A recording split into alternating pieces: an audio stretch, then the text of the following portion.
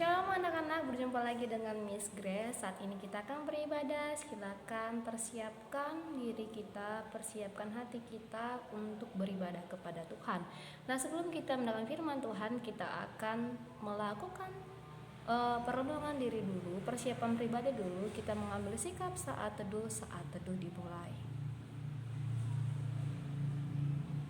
Engkau sungguh baik kepada kami Tuhan, bahkan Engkau melakukan yang terbaik untuk diri kami. Saat ini ya Tuhan Yesus, kami akan memulai ibadah kami, kiranya Engkau berkatilah kami agar menjadi yang terbaik bagimu dan dapat juga mempersembahkan yang terbaik juga kepadamu. Dalam nama Tuhan Yesus kami berdoa, amin. Nah, anak-anak sekalian, kita ada saat ini karena kemurahan Tuhan, karena kebaikan Tuhan. Apapun yang kita lakukan, kalau Tuhan mengkehendaki, maka apapun itu akan sukses. Tapi kalau Tuhan tidak mengkehendaki, maka pekerjaan kita pun akan terhambat. Nah, sebelum kita makan firman Tuhan, kita bernyanyi berkat kemurahan-Mu. Pasti kita semua tahu kan tentang berkat kemurahan ini. Ini menceritakan bahwa kita ada saat ini karena Tuhan. Kita ada pada saat ini karena kemurahan Tuhan. Kita ada saat ini karena Tuhan masih sayang dengan kita. Kita bernyanyi berkat kemurahan-Mu. Tuhan menghiasi hidup kita begitu sempurna. Kau hiasi kehidupanku dengan kemurahan-Mu. Jangan masa depanku penuh dengan harapan. Aku ada saat ini, semuanya karena kasih-Mu. Aku hidup hari ini, semua berkat kemurahan-Mu. Terima kasih Yesus, Engkau sangat baik, teramat baik bagiku.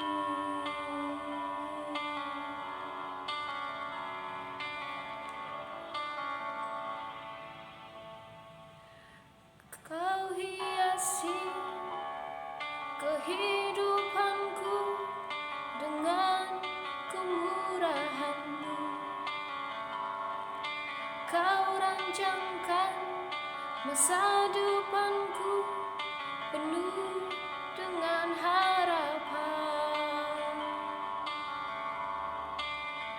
Aku ada saat ini, semuanya karena kasih-Mu. Aku hidup hari ini, semua berkat kemurahan-Mu. Terima kasih Yesus, Engkau sangat baik, teramat baik. Aku ada saat ini, semuanya karena kasih-Mu. Aku hidup hari ini, semua berkat kemurahan-Mu. Terima kasih Yesus, Engkau sangat baik, teramat baik bagiku. Nah, anak-anak, lagu tadi liriknya itu menceritakan bahwa kita ada karena kemurahan Tuhan. Nah, topik kita saat ini adalah tentang persembahan yang dicontohkan itu, bahkan yang kita pelajari itu dari Kain dan Habel. Nah, anak-anak sekalian, Kain dan Habel ini adalah saling saudara ya. Mereka adalah saudara dari Adam dan Hawa. Tapi pekerjaan mereka berbeda. Kain itu sebagai petani, Habel itu sebagai penggembala. Nah, di rumah pasti kita itu punya saudara kan? Pasti kita itu mempunyai saudara. Nah, Sesama saudara pasti mempunyai karakter yang berbeda. Sekalipun kita sebagai saudara sekandung, sebagai saudara-saudara, tapi kita itu mempunyai karakter yang berbeda, punya sifat yang berbeda, punya kebiasaan yang berbeda, bahkan mempunyai cita-cita yang berbeda. Nah, Kain dan Habel ini memiliki pemikiran yang berbeda juga tentang persembahan.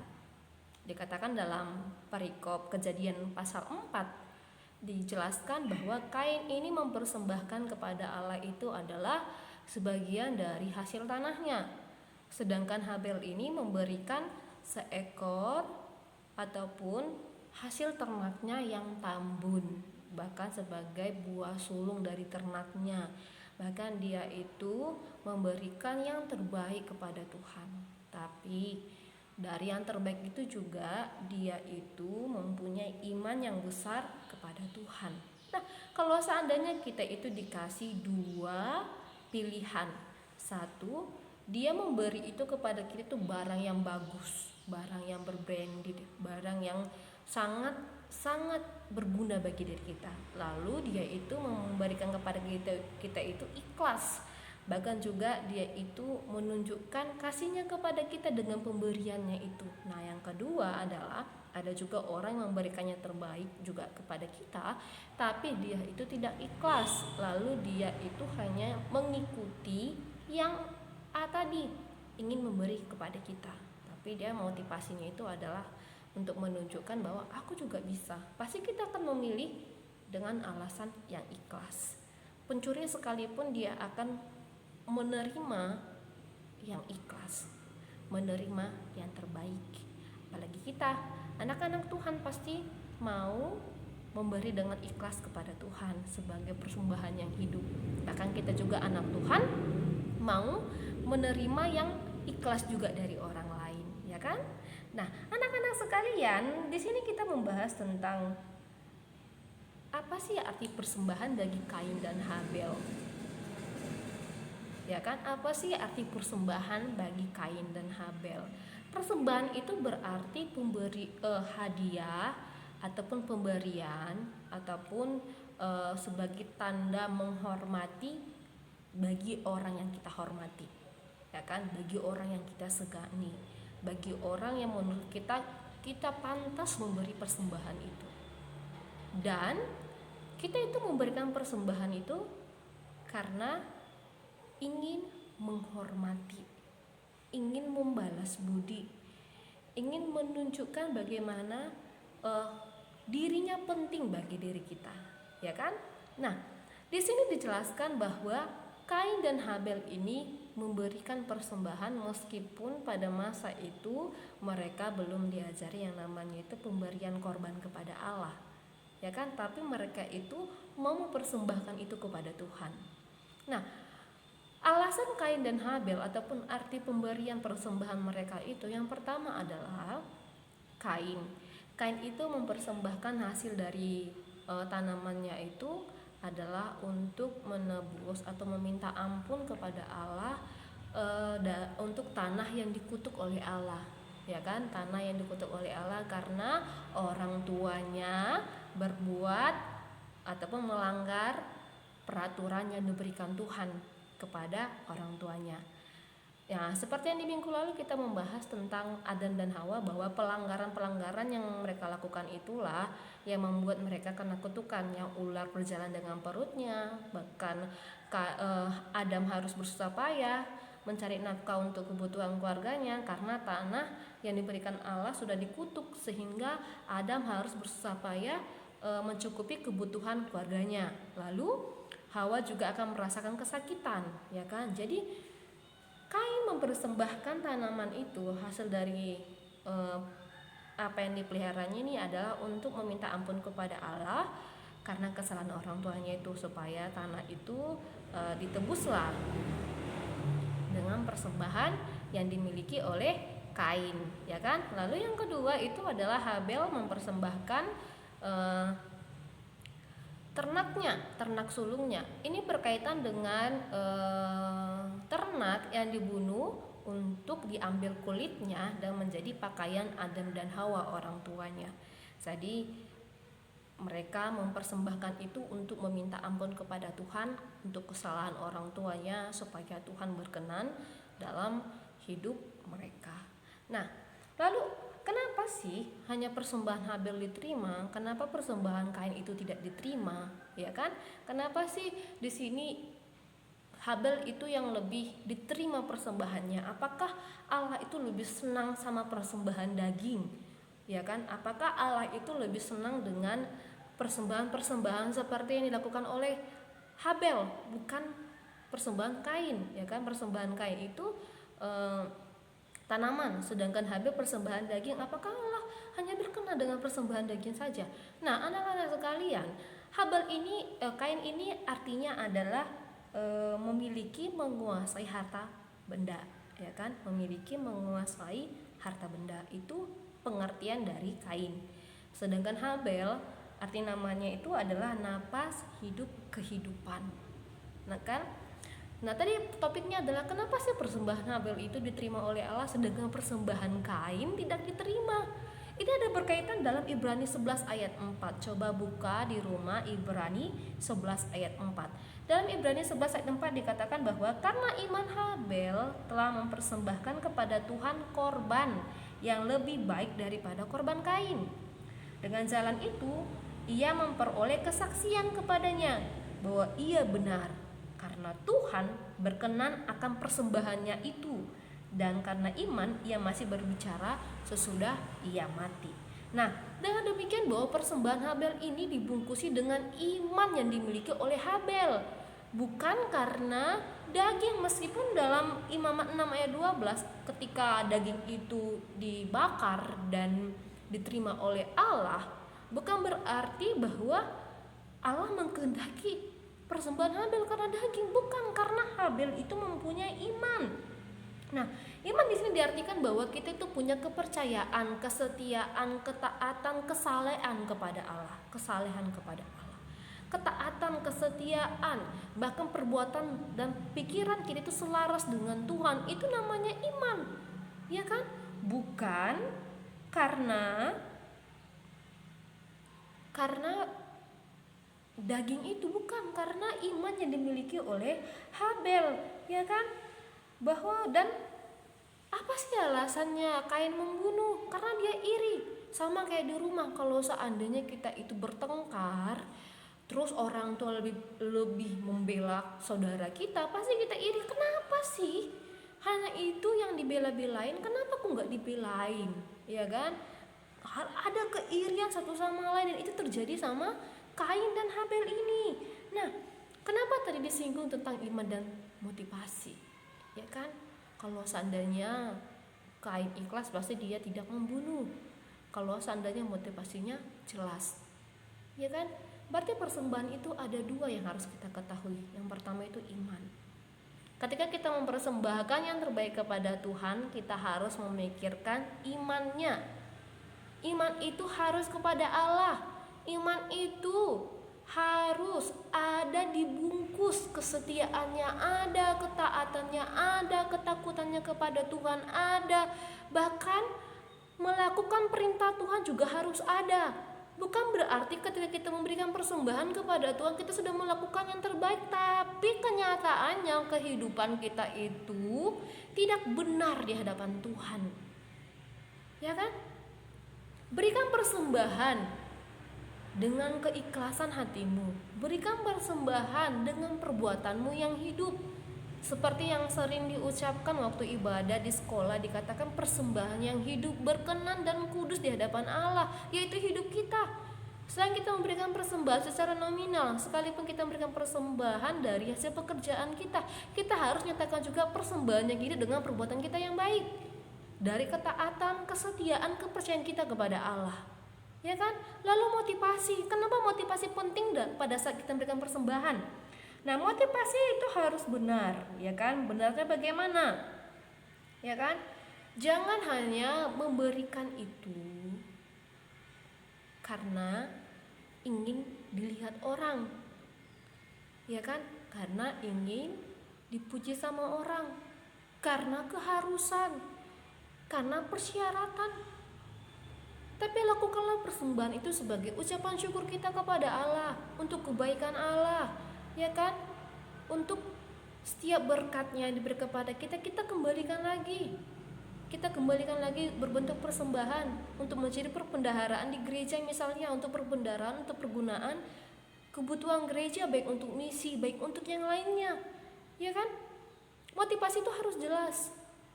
Jangan seperti Kain. Apa yang dilakukan oleh Kain kepada Habel? Apa yang dilakukan Kain sama Habel?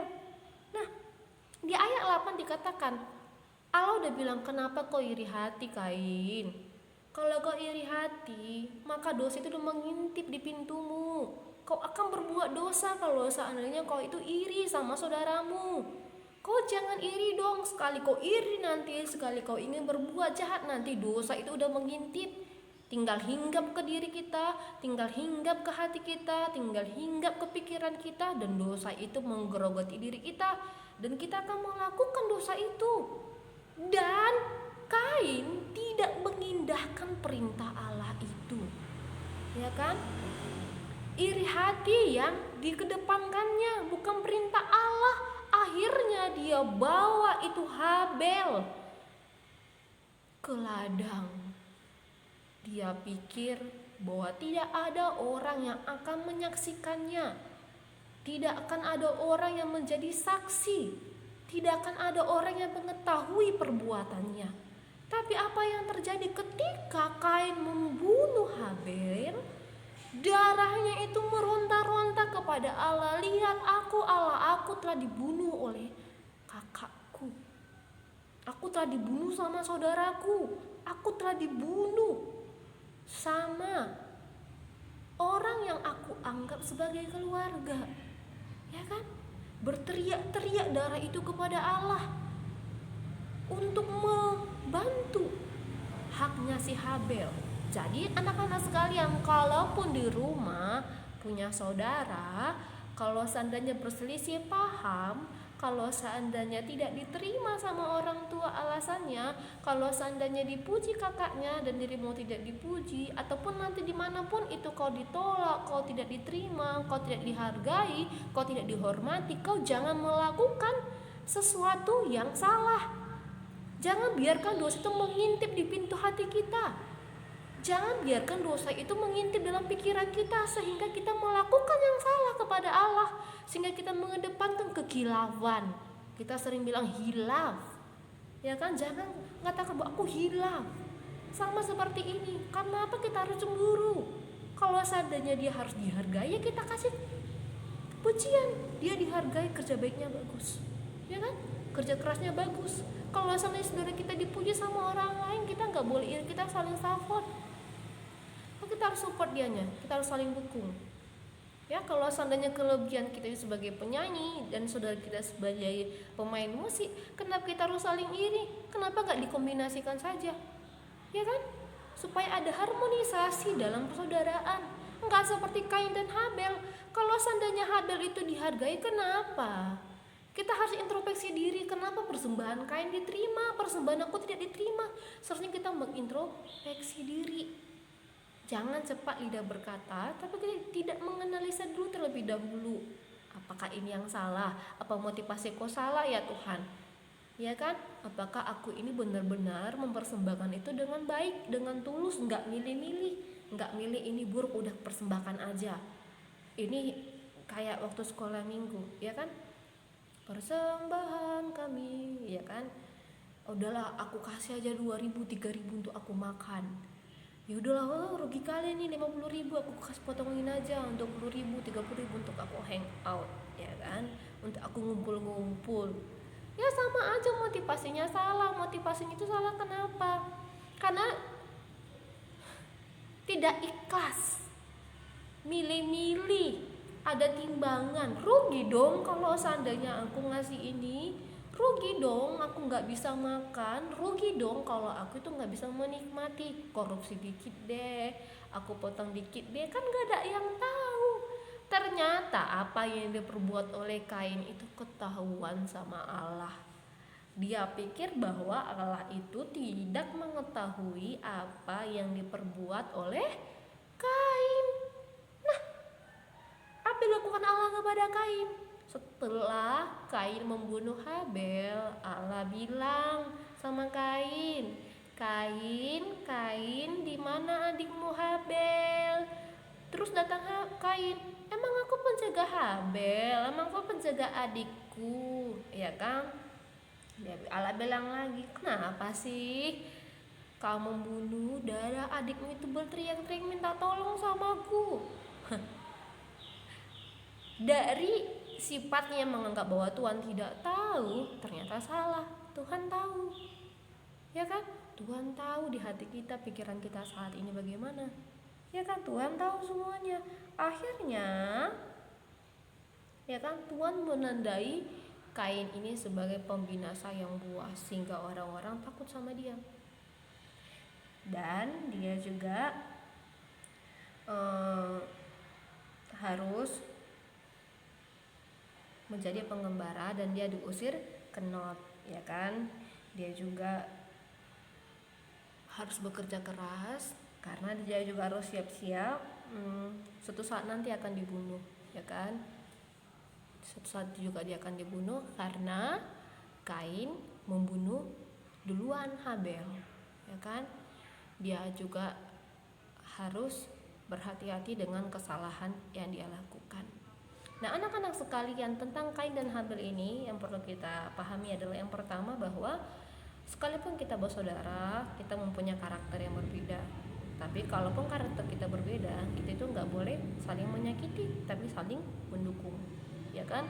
Ini ada konflik tentang persaudaraan juga di rumah. Jadi maksud ibu adalah, kalaupun kita bersaudara, kita itu harus rukun, harus baik, harus saling tolong menolong, ya kan? Lalu yang kedua, mengenai persembahan, lakukanlah apa yang menjadi pekerjaanmu saat ini. Kenapa? Karena dari hasil pekerjaanmu yang baik pada saat ini udah memberikan yang terbaik kepada Tuhan, ya, udah memberikan yang terbaik kepada Tuhan. Bahkan ketika kamu bertanggung jawab dengan apa yang sudah kamu lakukan saat ini, kamu itu sudah memberikan konsep bagaimana bertanggung jawab untuk hidup yang diberikan Tuhan saat ini. Jadi kalau kamu sekarang melakukan tanggung jawab dengan baik, berarti kamu sudah memberikan persembahan yang hidup kepada Tuhan, dan kamu memberikan hasilnya juga kembali kepada Tuhan. Lalu yang ketiga dari Kain dan Habel ini adalah tidak perlu cemburu dengan hasil yang dimiliki oleh orang lain, ya kan? Jangan lihat hasil yang didapatkan orang lain, tapi lihat prosesnya, ya kan? Kita lihat orang cantik bukan berarti dia nggak mengurus dirinya, baik dari makanannya, baik dari pikirannya, baik dari kebiasaannya, dia akan pikirkan. Orang yang sukses, dia itu nggak hanya kaum rebahan. Kalaupun seandainya ada judi online sekalipun, pasti dia itu bekerja keras membuat taktik, ya kan? Sekalipun apapun yang instan itu, dia mempunyai proses, dan kalian pun harus berproses. Sama seperti kupu-kupu bermetamorfosis lama, ya kan, membuat perubahan lama dari telur ke pompong, dan akhirnya ulat menjadi kepompong, lalu menjadi kupu-kupu. Begitu banyak proses-proses menjadi indah. Jadi kalau kita ingin yang menjadi yang terbaik, kita nggak boleh iri sama orang lain, tapi hargai proses yang kita miliki. Ya anak-anak terkasih, sekalipun saat ini kita itu belajar di rumah, bukan berarti guru-guru bermalasan. Justru guru pun sekarang bekerja keras untuk mengimbangi kalian yang belajar teknologi sekarang. Guru-guru semakin banyak belajar teknologi, tidak ada lagi yang bermalas-malasan, karena belajar itu seumur hidup, ya kan? Jadi untuk kalian juga jangan menyerah kalau belajar di rumah. Kita sama-sama belajar di rumah, ya kan? Kita sama-sama belajar untuk berproses menjadi yang lebih baik lagi. Nah, adapun refleksi kita pada saat ini adalah yang pertama, apa yang kita persembahkan kepada Tuhan? Hidupkah, hartakah, atau perkataan dan perbuatan kita? Yang kedua adalah, pernahkah merasa senang kalau seandainya kita itu memberi atau mempersembahkan sesuatu kepada sesama dan kepada Tuhan? Kalau kamu seandainya senang, kamu bisa menuliskan kenapa sih kamu bisa merasa senang. Yang ketiga adalah apakah yang membuat manusia enggan memberikan persembahan. Nah, anak-anak sekalian, berarti di sini Ibu meminta kalian berilah persembahan itu sebagai persembahan hidupmu. Berikanlah persembahan itu karena kita masih hidup. Berikanlah persembahan itu karena Allah benar-benar memberkati kita. Nah, persembahanmu saat ini adalah apa yang kamu kerjakan sekarang. Kerjakan dengan baik. Karena banyak orang yang ingin seperti di posisi kita, tapi dia tidak mampu. Karena kamu mampu, kamu harus mempersembahkan hidupmu dengan baik. Jangan biarkan dosa mengintip kita, sehingga terjadilah seperti Kain. Dia hilap dan membunuh Habel, dan dia diusir ke tanah Nod sebagai pengembara. Nah, anak-anak sekalian, sampai sinilah kita ibadahnya. Kita tetap berdoa untuk diri kita, untuk keluarga kita, supaya terhindar dari virus corona. Dengan demikian kita harus membuat persiapan diri, pengamanan pribadi juga. Tetap pakai masker kemana-mana, tetap menggunakan sanitizer kemana-mana. Bahkan juga bisa beli masker wajah untuk persiapan nanti mau sekolah ataupun apapun itu, atau mau pergi nanti sama orang tua, harus hati-hati. Kita juga berdoa untuk pemerintah kita supaya semakin baik lagi ke depannya, dan Bapak Presiden, bagian kesehatan, Bapak Menteri, bagian wakil rakyat kita juga bisa bekerja sama satu hati untuk memberi yang terbaik untuk negeri kita. Dan kita juga berdoa untuk gereja-gereja kita yang ada di Medan ataupun dimanapun itu di Indonesia ini, supaya bisa juga bisa memberi yang terbaik untuk kita juga, dan iman kita juga tetap kuat kepada Tuhan bahwa masalah ini cepat berlalu, ya kan? Kita jangan patah semangat, kita tetap kuat dan percaya kepada Allah. Karena kita percaya kepada Allah dan kita juga memberikan yang terbaik kepada Allah, Tuhan akan membantu kita dan melawat kita. Jangan menyerah, tetap percaya kepada Allah, tetap kita berharap kepada Allah, karena Allah yang akan sanggup memberkati kita dan memulihkan keadaan kita. Tuhan Yesus memberkati. Shalom anak-anak sekalian.